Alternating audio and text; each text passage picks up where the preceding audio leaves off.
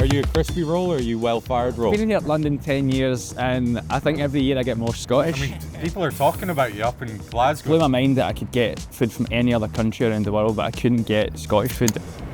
Cheers. Good to see you. Good to see you. Right, so what's your name, where are we, and what do you do? So my name is Gregg Boyd, we are in Angel in London, and I'm the founder of Auld Hag, a Scottish cafe deli. Summarise Auld Hag in a nutshell. Yeah, so Auld Hag is sort of my brainchild about how we can bring Scottish food and drink to London. And to be honest, beyond London, you know, I think it's just really became London because this is where I'm based, but it's my brainchild, and I think Auld Hag is about making quality Scottish food and drink using really good produce, really good ingredients, but also showcasing a fantastic range of products that come from Scotland. What did you see was missing in London? Why Angel area? It was during lockdown when I set this up. It was just coming up to Burns night and I couldn't get any haggis, snapes and tatties, so I couldn't order it in delivery, I couldn't go pick it up. Everyone was locked down, and it blew my mind that I could get food from any other country around the world, but I couldn't get Scottish food, particularly on Burns night. It just seemed bizarre to me. It's like 5 hours away, and it's a nightmare. You know, and there was so many Scottish people living in Dalston area, which is where I was at the time. I thought I need to do something about this, so I started cooking haggis, snapes and tatties myself in the flat. I put up a little website offering people a chance to go buy the haggis, snapes and tatties, and this was like a week leading up to Burns night, so we were a bit ahead of the game. I'd cook it, I'd cycle it to people's doors in my rucksack. It would be smashed to bits, cold. The crispy turnip I'd made was soggy, it was a disaster, but each day I would sort of correct the wrongs of the day before. So on Burns night, I think we got like a biggest ever orders of like 10 people. You know, I was so excited to be cooking for that many people. And then after Burns finished, I was like, quite like this, I think I'm going to keep this going. And I started, just kept going with it, dropping off to businesses, asking for feedback. And then it wasn't until April that year when we got a chance to join a food market. That's when it kicked on. And then, so like the journey from market to shop, how did that go about as well? Yeah, so we've had about a year and a half of the food markets. We were doing 1 or 2 markets a week on the weekends while I was still working full time as an economist, which is what I did before this. We then managed to get a little gig with the Scottish Government. We did some catering for them and still do. So that's been a constant for us and a really good one. That was us sort of like 2.5, 3 years in. I just said to myself, either we need to kick on now and open a shop and do all these things we've always had in our head, or just chuck it. So it's quite a big jump from going from like suit and a tie to what, you're starting early in the morning, you're doing everything from scratch, eh? Yeah. So luckily, the best part of growing is you do get more people on board. So we have our baker now who's in here every morning making morning rolls, shortbread, Empire biscuits, you name it. And then we've got a great team upstairs where we're doing coffees. We're from the Isle of Skye. We've got great baristas here. We're making sandwiches using fantastic ingredients. So it's a big change to go from spreadsheets to, well, same actually as most spreadsheets, but different types of spreadsheets, but toasties and things like that. It's a bit of a jump. And the response so far has been wild. I mean, you've had everyone from superstars to, I mean, people are talking about you up in Glasgow, and Sophie and I never get out, so like, that's saying something.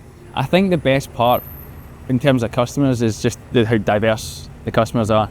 I mean, we get young kids coming in looking for a taste of home, because they maybe moved down for 6 months to go to college here.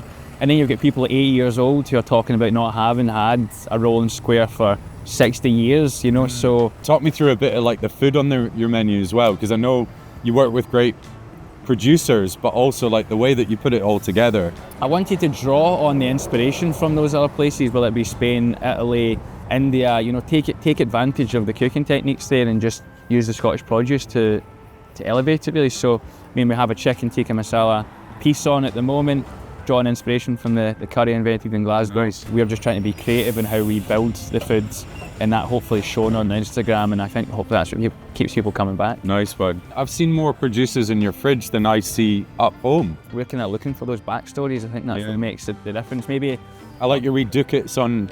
Yeah, we've got little signs that describe the backstory to all the soft drinks brands, where they come from, and a wee bit of description about the product. And Scottish producers, Scottish brands really always do have a fantastic backstory.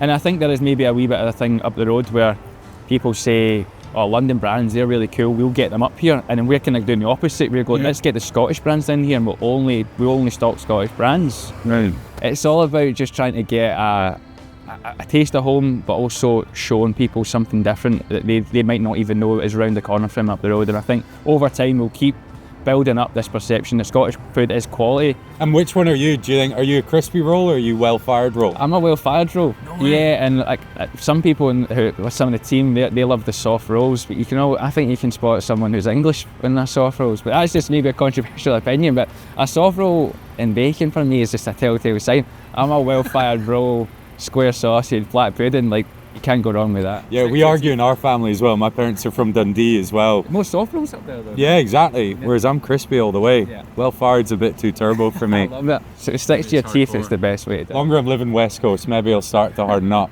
It must be a lot of graft. Like, what does a day in the life of Gregg look like? For me, it depends. Sometimes, for example, last week I was on the grill, so I'm in here cooking sausage, flipping eggs, and then we're getting ready for a pop-up in the evening. What time? That's at 6. Yeah, so we're in here like early doors. So the baker's getting the rolls in, I'm getting all the sausages on, I'm getting the eggs ready.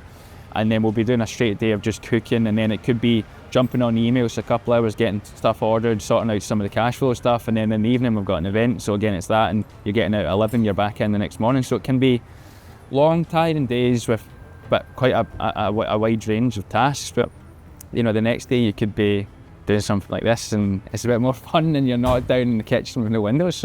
So can we get in and have a little look where the magic happens? I'd love a wee tour. Let's go for it. The idea with the deli fridges is showcasing a wee bit of a range of what we've got. So things that people might know about, obviously Scottish cheese, but the range of Scottish cheeses, so it's sort of working from all the way up in the Highlands, coming down towards the south of Scotland. So we've got a real range of different cheeses here. And then smoked salmon, like everyone knows Scottish smoked salmon, but I don't know if they've ever tried the Colonsay one, small island out in the Western Hebrides. So we get this shipped over every week, and then East Nook up in Fife. These guys have become like a bit of celebrities because the Hairy Bikers visited them on their show on BBC, and since then they've just exploded. Wow. And the quality of their stuff is unbelievable. So we get mackerel, cold smoked from them.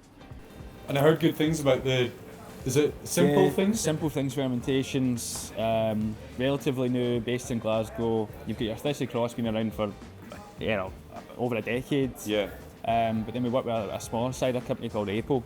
We've got always trying to get a wee bit of a balance here between the big guns and the newcomers who are offering something completely different. You get your lager, you know exactly what you're going to get with Tenants, but you might want to go for something from Overtone that'll blow your socks off as well with flavour and strength. So do you do a whip around a lot up north? Yeah, I'm constantly trying. Like somebody came in Golden Bottom Bakery a couple of weeks ago. This isn't the one. And like her muesli and granola is just so beautifully packaged. Some of the stuff in there is amazing. So I'm going to get them in. But I've just been buying your piece because there's not really anything else that I could have got in. So some come to us, and others is like me actively searching online or Instagram or doing I want to do a few more trips up there. Yeah, totally. And then like the Colonsay salmon, like that was a customer come in and went, you need to try these guys out. We also want to work with like bakeries who are doing their own thing, like Alex Dalgetty based in Dumfries in Galloway. These guys are doing like probably one of the most like beautiful black buns that you can get, and things like Selkirk bannocks. Yeah. So the smoked lime salt is something you could probably pair quite well with one of your lime drinks and create a bit of a mojito or something like that out of it. Let's do some margaritas. Yeah, margaritas. So we were actually messing around with the rapscallions at the weekend with some salt and some of the booze downstairs, just trying to come up with some cocktails.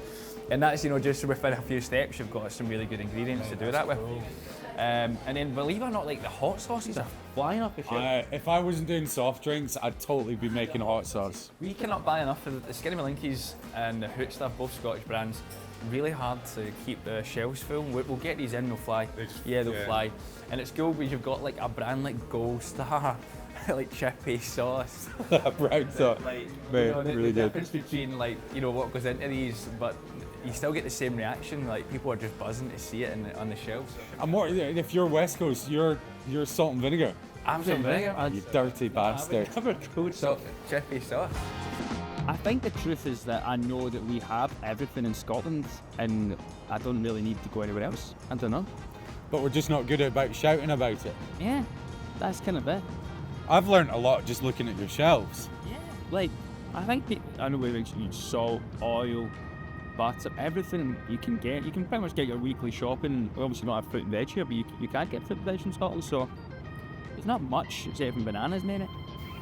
Yeah, I don't know, maybe there is. Yeah, I think we're going to start growing lemon and lime trees in Glasgow as well, hydroponically. Yeah.